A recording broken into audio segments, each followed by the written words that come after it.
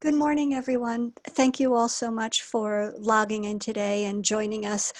This is the part one of our three-part webinar series known as The New Normal is Not Normal. We know that this is a very stressful time for many of our participants, and we're hoping that today's program, again, the first of three parts, can help us all to manage and cope a little bit more with the current circumstances. Today's program and the whole series is co-sponsored by the Rutgers Center for Public Health Workforce Development, the Community Living Education Project, which many of you know as CLEP, and the Region 2 Public Health Training Center, which is led by our partners at Columbia University's Mailman School of Public Health in New York City. We're particularly happy to have Phil McCabe facilitating these webinars for this series. Many of you will know Phil from his years of experience with the School of Public Health, and he has 35 years of experience in community education. He's a certified social worker and a nationally certified addiction specialist, as well as being a certified domestic violence counselor and disaster response crisis counselor. Phil is a health educator, as I said, here at the Rutgers School of Public Health at our center, and he also serves with the Region 2 Public Health Training Center.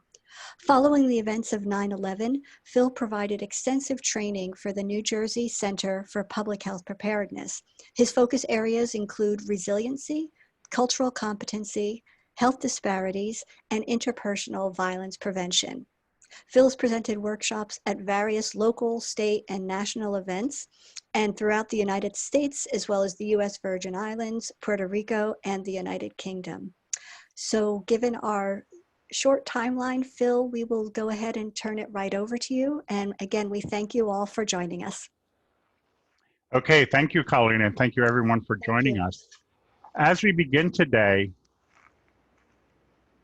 I just want to remind everyone that it's very important that you take care of yourself. Sorry, my slide didn't advance. That we are being mindful to take care of ourselves now and at all times during the pandemic. So I'd like to begin with just practicing a little self-care with just doing a deep breathing exercise as a way to kind of center ourselves and find our balance. We're probably coming in from our activities at home or with our work responsibilities. So just pause for a moment and get yourself centered. Taking a deep breath, just breathe in and breathe out. What I'm going to invite you to do is breathe along with me, and I'm going to do a counted breath. What I'm going to do is I'm going to ask you to breathe in. I'm going to count to 4. Exhale. I'm sorry, breathe in for a count to 4. Hold it for a count to 4. Exhale for a count to 4, and then breathe out. Okay? So let's just try this. Let's breathe in. Hold it. 1, 2, 3, 4. Exhale. 1, 2, 3, 4. Pause. 1, 2, 3, 4. And breathe in again. 1, 2, 3, 4. Hold it. 1, 2, 3, 4. Exhale. 1, 2, 3, 4. And pause. 1, 2, 3, 4. One last time. Breathe in. 1, 2, 3, 4.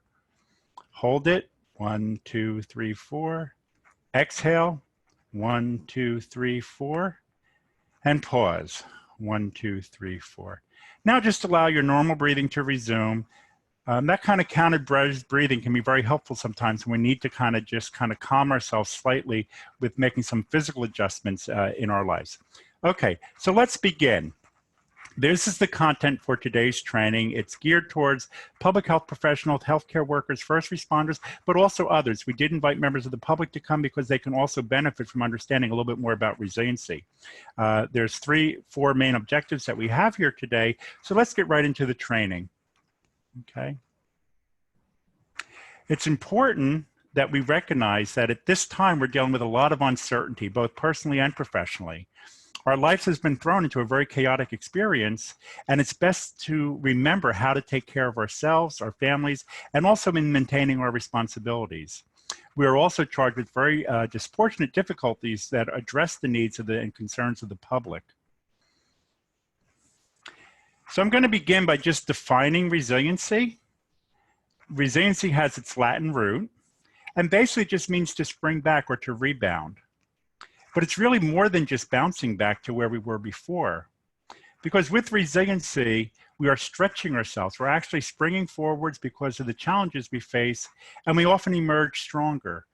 The images you see that we have technical springs that help us. We also have the childhood toy of our slinky, and we just learned a little about what it means to be resilient by just observing the actions of these mechanisms. So resiliency, again, it goes back to that ability to recover and recuperate.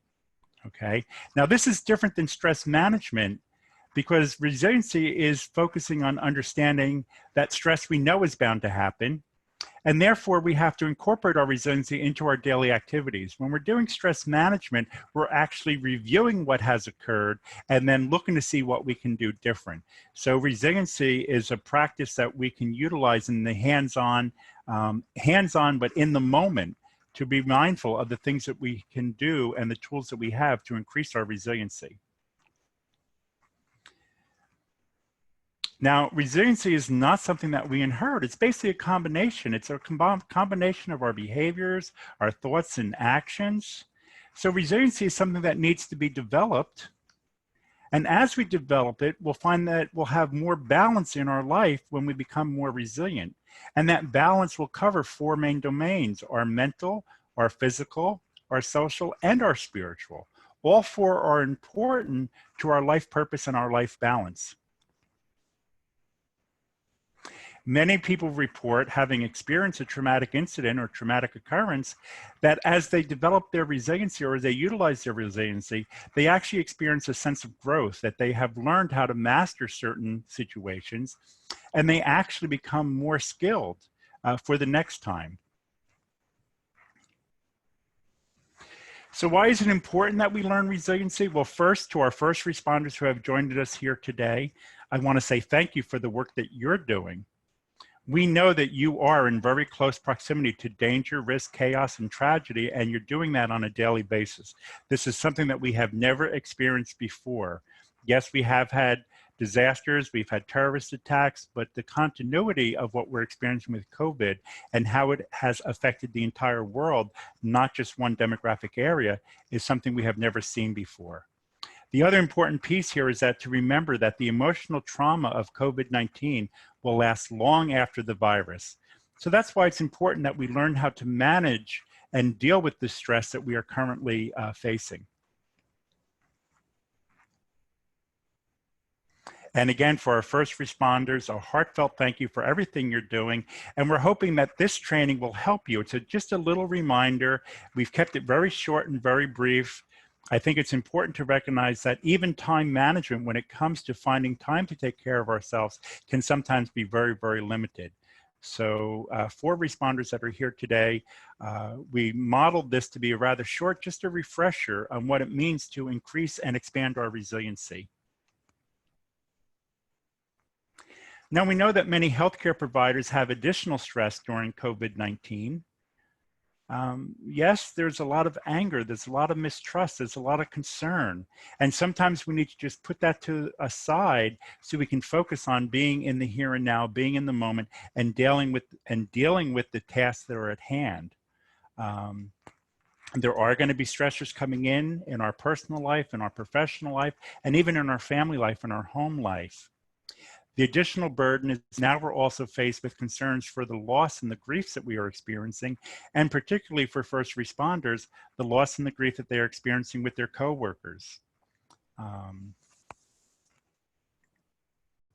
So as Colleen mentioned when we titled this seminar series, the new normal is not normal, it's anything but. I would like to talk about now that how we can name it though, so we can actually better manage it. And to do so, I was reviewing some materials from David Kessler. Now, David Kessler is a grief counselor. He actually was a very close, he trained with Dr. Elizabeth Kubler-Ross, studied with her, and later became a very close friend and associate. Actually, they co-authored the very last book that she published on grief. So David has continued his studies and his resources. And David reminded us, I'm just going to read this quote because I think it's very important, okay? We're feeling a number of different griefs. We feel the world has changed, and it has. We know this is temporary, but it doesn't feel that way. And we realize things will be different. Just as going to the airport is forever different from how it was before 9/11, things will change. And this is the point at which they change. The loss of normalcy, the fear of economic toll, the loss of connection. This is hitting us and we're grieving. Collectively, we are grieving. We are not used to this kind of collective grief in the air. So I think it's important that we recognize, yes, there will be a lot of grief that we are experiencing, and sometimes we tend to want to avoid the painful components of a grief as opposed to recognizing it is a part of the life cycle. Now, again, modeling after Kubler-Ross, David further expands this, and you probably are familiar with Kubler-Ross and the stages that she talks about. However, she never said the stages were linear. Okay, so they don't really happen in an order, but they are giving us a bit of a scaffolding for what it might be like when we're experiencing extensive grief. So there's the denial, and what we're seeing currently in COVID-19 is that there was the initial denial that this virus won't affect us. The anger, you're making me stay home and taking away my activities. We moved into the bargaining. Okay, so if I social distance for 2 weeks, everything will be better, right?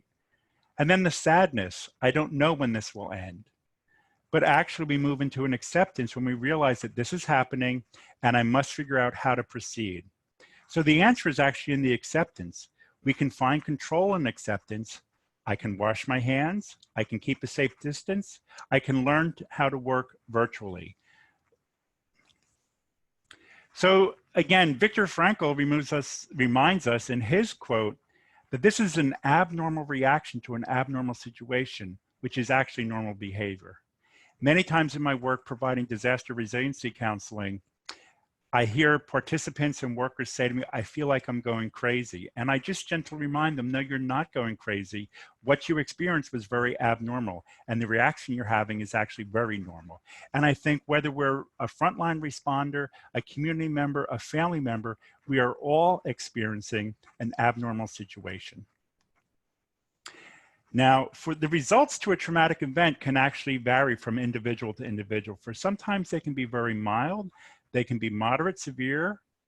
Now, the distinction is that not everyone experienced trauma at the same level at the same time. But it's important to remember that what you're experiencing is a normal reaction to an abnormal event. We each react differently to trauma, and the goal of resiliency is to minimize the impact of traumatic events to avoid depression, anxiety, or PTSD. Again, this training is not about diagnosing people with PTSD. It's not addressing PTSD. It's just recognize that currently we're dealing with very, very difficult traumatic situations. And left untreated, left unaddressed, there is the potential that it could develop into a post-traumatic stress disorder for some individuals. I like using Dr. Alyssa Eppel's comment that during this time we are experiencing a greater range of anxiety, but actually that anxiety can actually help us because it's with the anxiety that we are taking more precautions. Now, taking precautions means we don't want to create a panic, but we do know there are things we can do to improve our daily living and our activities, and we can actually further advance as we continue dealing with the pandemic.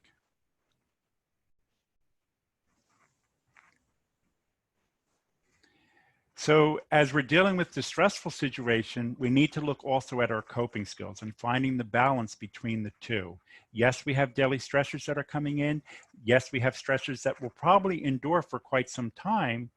And we do have series of coping skills that most of us have already learned. It's unfortunate sometimes that at times of stress, we often forget what we have learned and what we know will work. It's no different than someone who has been injured and one of the first things they ask them is, do you know who you are? Do you know where you are? Do you know who I am? Yes, they're looking to see if they're orientated to person, time, and place, but it's also about making sure the person is connected into the here and now. So in the here and now, we do need to be reminded that we do have coping skills that we have learned already, and it's important now that we utilize some of those skills. And we're going to go over some of these skills individually, okay? Because there are things you can do to support yourself.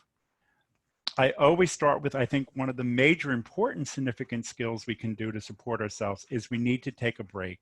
We need to take a break, particularly from the news. We don't need to be updated every 15 minutes on the pandemic. Even when we have jobs where that is part of our responsibility, we still need to moderate how much time we spend getting updates and spending watching the news and the social media. So we have to find balance. It's remember also to be important to take care of your body. Just taking in some deep breathing, taking in some stretching, doing some times to meditate. Many of us are now working at home, and we're working in environments that are not really conducive to the same resources that we have within our work offices. We're probably not using the same chairs and desk setups. We're not moving around as much. We're not going out into the hallway or into another office to talk to a coworker. So we need to be mindful that we have to get up, we have to stretch, we have to move. We also have to make sure that we get plenty of sleep, get plenty of rest, get plenty of nutrition, and also at this time to really avoid excessive use of alcohol and drugs. Taking that time to unwind and do other activities is going to be very important. And we also have to be mindful to connect with others. While we are socially distancing, what we're actually doing is keeping a physical distance. We also need to remain and find balance as remaining connected to others. And particularly if you are a responder, to find the people that you trust that you can talk about some of the stresses and concerns that you are feeling. If the person you are talking to, say, is a loved one, and they are more concerned about you and the risks that you're at, then talking to them about the stress you're feeling is not always going to be beneficial. It could actually increase their anxiety. So it's better to find a peer or a colleague that understands your stressor, but also understands the training and the responsibilities that you have and how you are fully prepared to deal with this to the best of your professional and personal capabilities. So the personal actions we take are very significant. We begin by picking what's most important and do that first. Now, I know for many of it's very difficult when we have to set limits, but setting limits with work and at work becomes very significant. We need to remember that it is okay to say no. And saying no is a complete answer. I remind clients of that all the time. No is a sentence and it is complete. So sometimes we have excessive demands placed on us and we have to be realistic about whether we can meet those demands now. If no is difficult for you, then I suggest begin with, I'll think about it, or can I get back to you on that, or maybe I can do that later, okay? We have to avoid sacrificing our personal time for work. And remember, your personal schedule and your time is also important.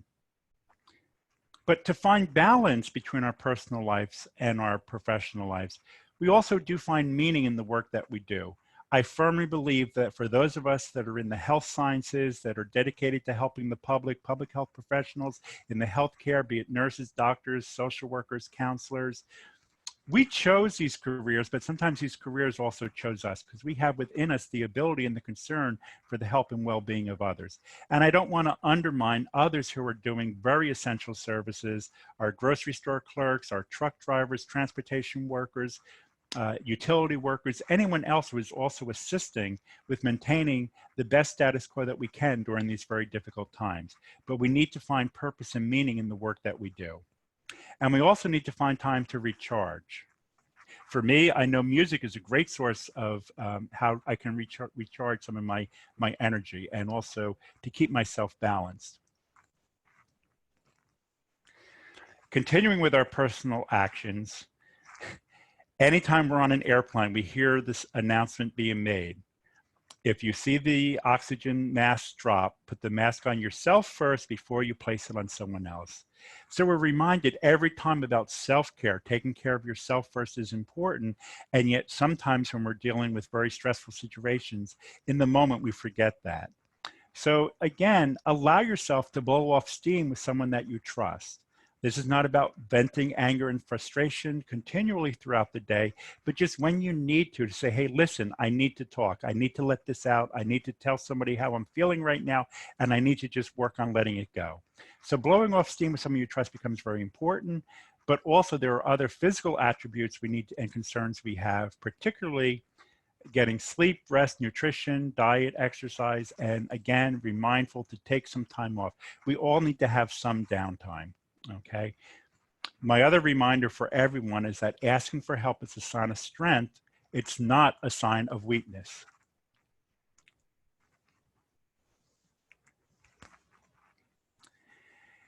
I just want to add another, like I said, some of these is a little redundancy to what we're sharing with you, but it's really just re-emphasizing that from many different disciplines, many different areas, this is from a Buddhist philosophy, that there's ways that we can practice self-care during these very challenging times, okay? The important thing for me that I think of in this slide, and each of you can have a different perspective on this, but I need to remind myself and trust that this too shall pass. It is not going to be like this forever. It's the situation we're dealing with now. We don't really know how long it's going to last, but we do know eventually it will pass. One tool that some people find helpful is to develop a gratitude list. Now, this can be an actual written list that you make. You can carry that with you. I know during 9/11, I know several police officers and fire personnel who had gratitude lists that they wore in their protective equipment, in their hats and their visors, to make sure they were reminded during these stressful times to just look at it. Some people carried pictures. But we're not out in the field as much right now as the other components of the work that we're doing. But just having that list, be it a physical list that you carry, or a mental list that you make. And my suggestion is on a daily basis, not only review the list, but think of 1 or 2 things that you want to carry with you throughout the day. And then as you're ending your day, take a moment and reflect about those things that you are still holding on to, okay? And let that be your peaceful thought at the end of the night. I find many people have a very difficult time when they're experiencing stress. They're also plagued by insomnia, sleep disturbances, and yes, that can be a natural reaction to an abnormal situation. So we have to also practice some mindfulness, some breathing, some meditation as we prepare for sleep. That includes, dimming the lights, turning off the TV, and not checking your phone messages 2 seconds before you hope to fall asleep. It's important, yes, we do keep updated with our phone and with our emails and with the messages that we're receiving, the alerts that we get, but we also need to distance ourselves. When it is time for us to rest and to recuperate, then we need to make a little space between what we were doing, what we're responsible for, and what we need to do for ourselves. So again, just a reminder, there are certain things that we know are going to be very helpful, okay? Think of the ones that are important for you. But I also want you, as you're reviewing this list, think of the ones that perhaps you're currently not doing. And if not, then what you can do to include that into your daily activities, okay?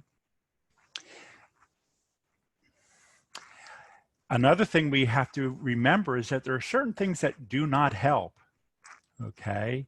I mentioned before about the excessive use of alcohol and drugs to cope.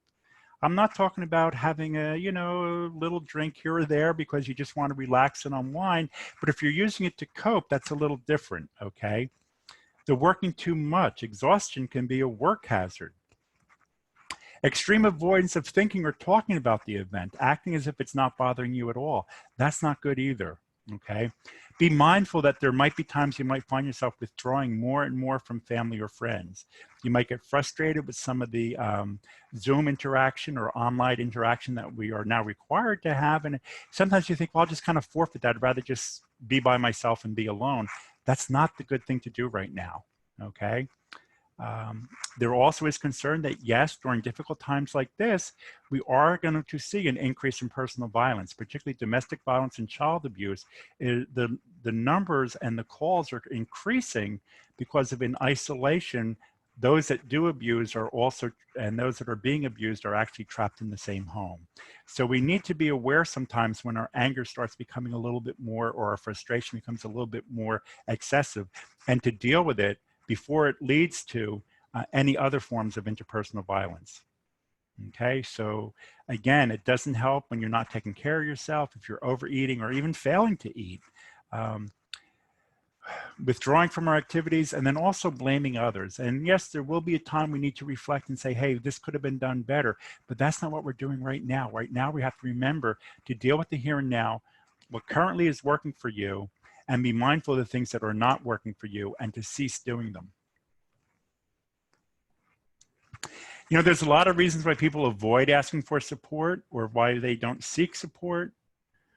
And I think the number one for many first responders is they often see it as a sign of weakness, or they think that their needs are not as important as the needs of the public or the community. And this also includes our public health professionals, not wanting to burden others, think, well, this is just the nature of my job and I'm just forced to deal with it. So, you know, be mindful that yes, we do need to ask for help sometimes, and we also need to remain connected to family, to friends, to coworkers, and those that are supportive and helpful. So again, when seeking social support, it's very important that we're careful and mindful about who it is that we are talking to and when is the right time. Sometimes in our home life, we can be intrusive. We come home and we just start venting to someone and they were just, you know, just not fully prepared for that. So we want to be mindful that there's a time and a place to have certain serious conversations, or even the more casual conversations. Ask the other person if they're receptive. Tell them that you need to talk, but are they ready to listen? Okay. Now, if you have experienced some very painful interaction or traumatic situations currently, you decide when it's the time to talk about it. It's not important for you to be forced to talk about it. Just recognize that it is important to talk about it and do so in your own time at your own pace, okay?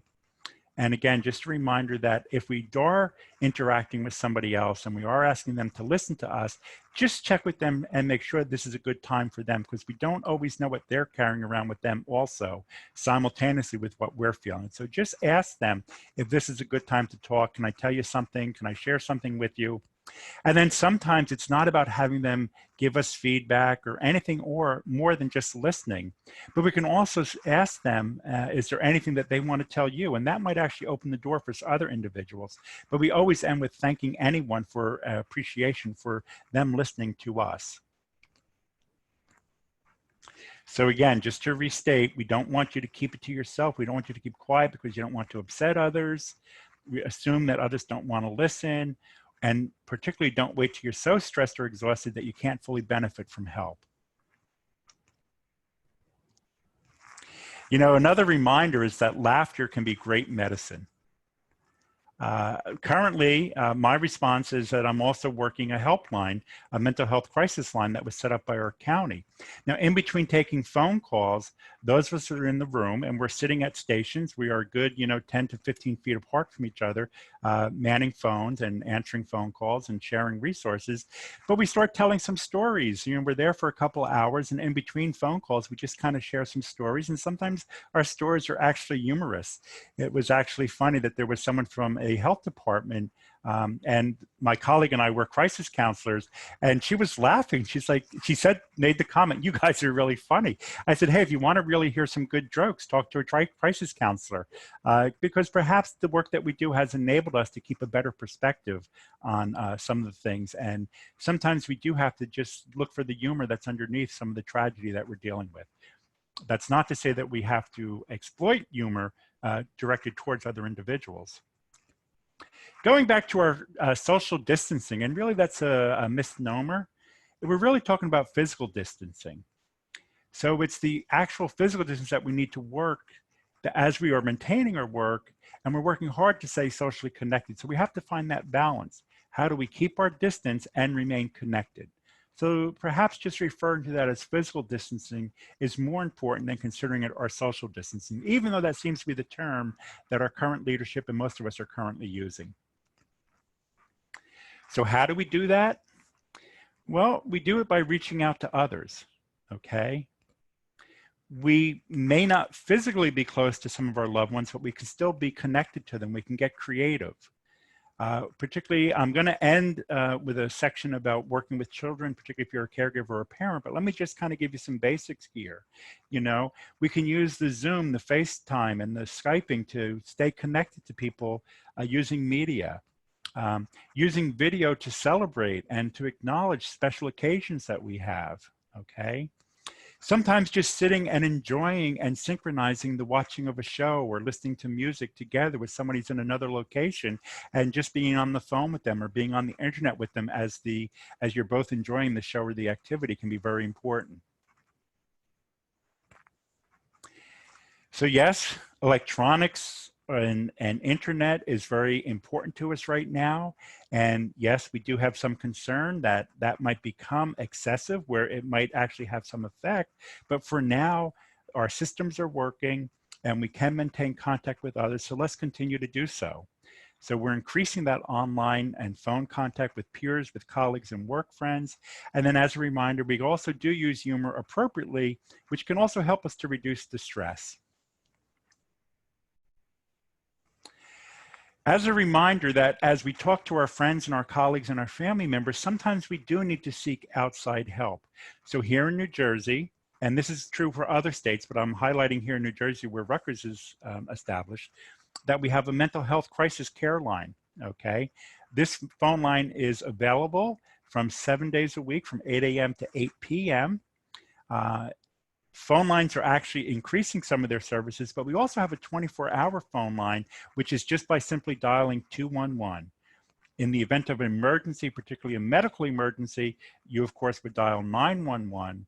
But if you're experiencing emotional difficulties and need someone to talk to, a simple way is to just dial the 211 number and trained professionals will answer your call. There's some other resources I just want to share with you as I'm winding down.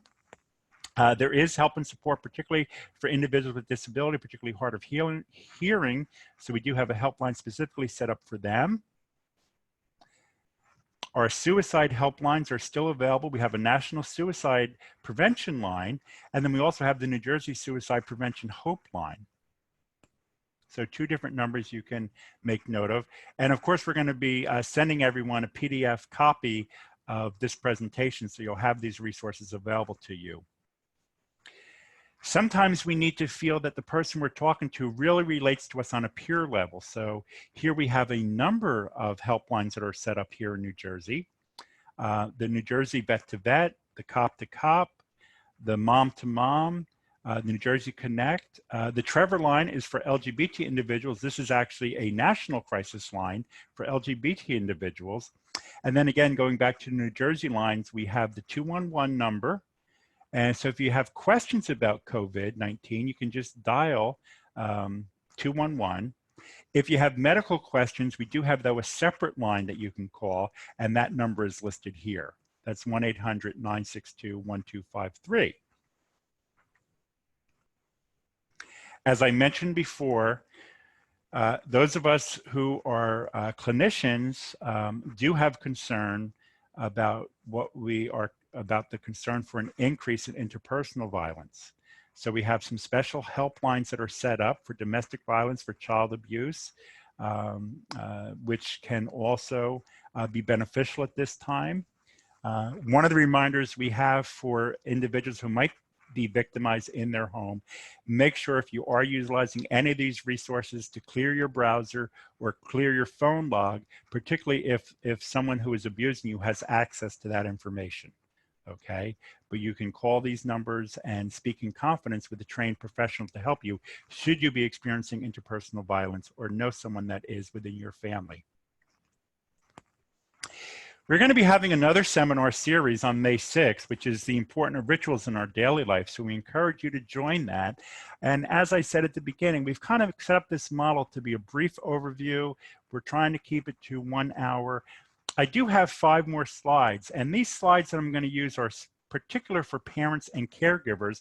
And some of you may not necessarily need this information, although if you're not a parent or a caregiver, you still may be in a position where you might be answering questions or giving support to parents and caregivers. So of course, I encourage everyone that is able to continue. But if your schedule requires you to move on, then feel free to do so. My contact information is at the very end, and you will get that when you receive the PowerPoint presentation. So let me take a few more minutes and just kind of give some summary of some concerns for those of you that are doing direct parenting or caregiving. Because families have concern for us, and we have concern for our families. So the overall goal is how can we help children to feel better at a very difficult time? As we're acknowledging, experiencing very, very emotionally traumatizing events, that is also being filtered through our children. So as we monitor and regulate our own TV viewing, remember for children, it is also important. So even if you are at home and feel the need to turn on the news, try to protect your children from sitting there in their play activity, whatever they're doing, to be watching the news along with you, because that could be a little bit alarming or overwhelming. So screening TV, particularly from children, is very important. And there's other things that we also can do. Remember, children rely on their parents for safety, both physically and emotionally.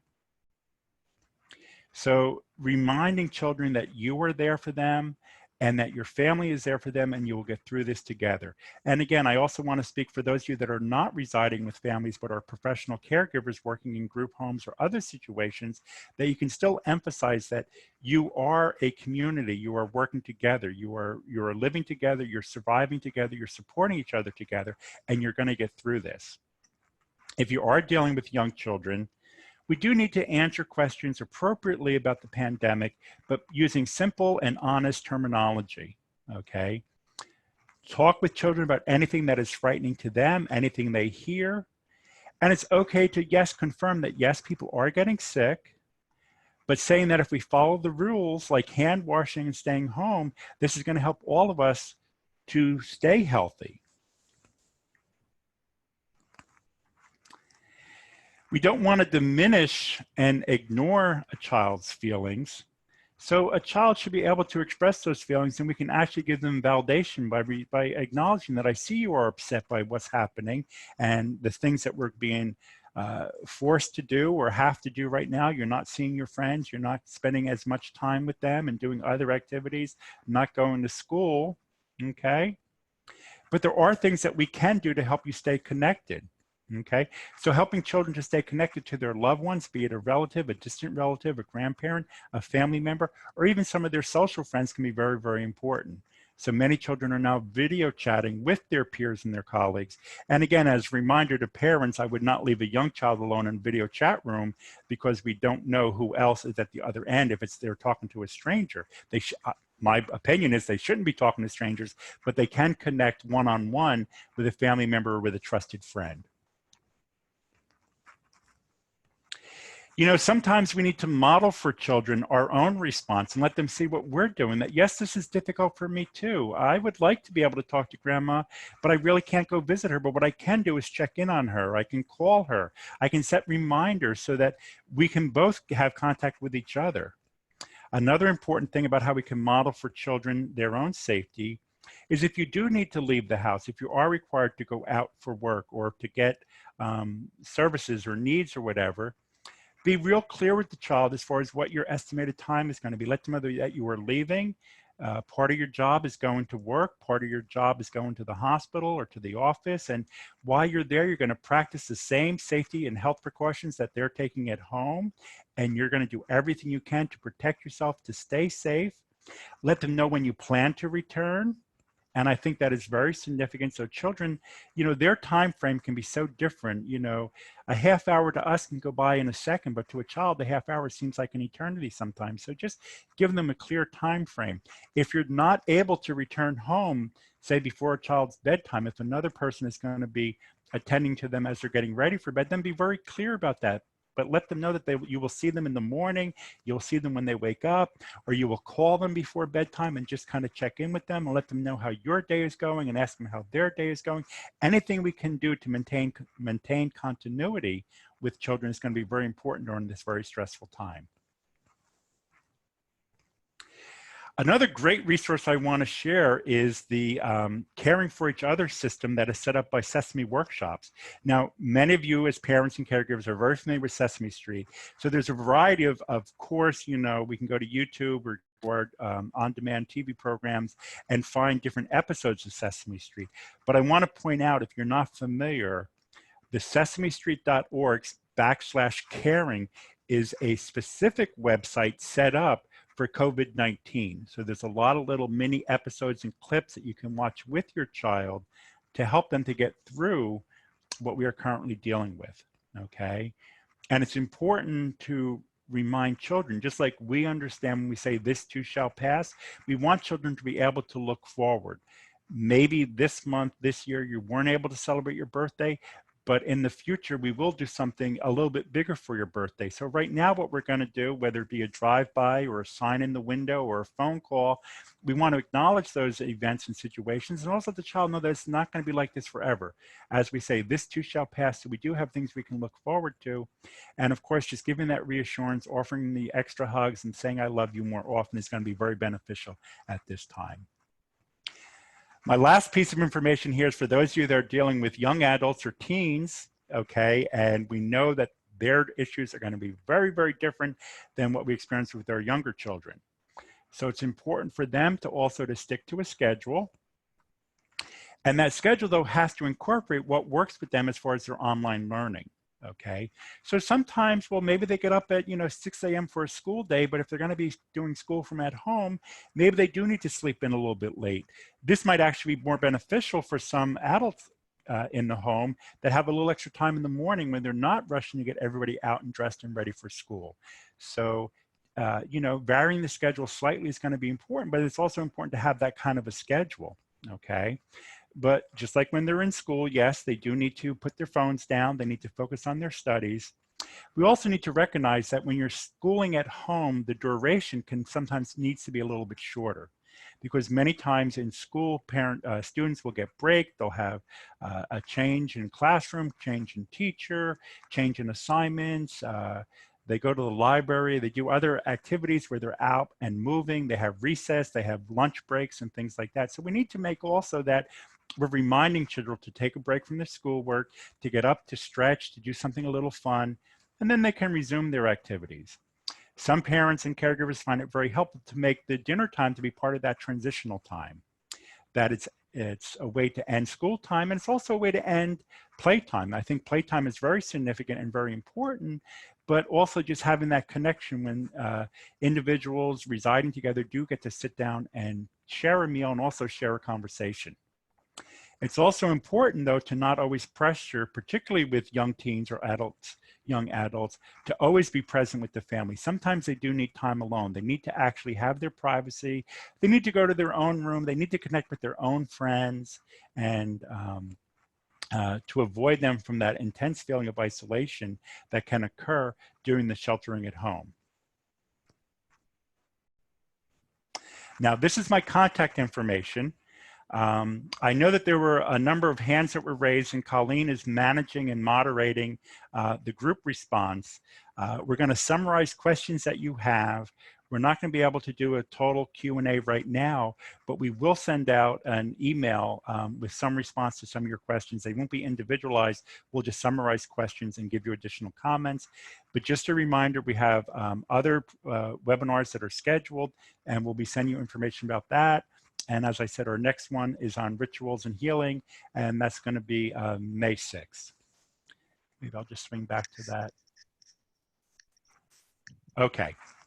So thank you all very much. And I just want to end with a sincere thankful to our responders, to our public health professionals, to our parents, to our caregivers, and everyone who participated today that took a little time to just learn a little bit more, to be reminded about their resiliency.